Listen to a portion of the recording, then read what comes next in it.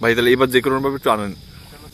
একটা ফোনে নেটওয়ার্ক বন্ধ তো। ফোনে তো নেটওয়ার্ক ভাবি নেই। একটু দেখি তার মানুষ যদি কি চলে যায় নাকি ভাবি আক্রমণ করে চেহারাটা একটু দেখে দিই।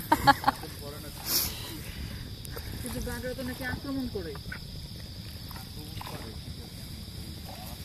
কামাল ভাই ব্যাংকার করতে চাইতা ওকে দেখি ও আচ্ছা তখন তখন হচ্ছে দেশে নদী বিদেশে তো ভদ্রলোক আগে চলে আগে যাইয়ে উনি এখানে বাথরুম করছে বা ওখান থেকে ওনাকে ফলো করছে কে?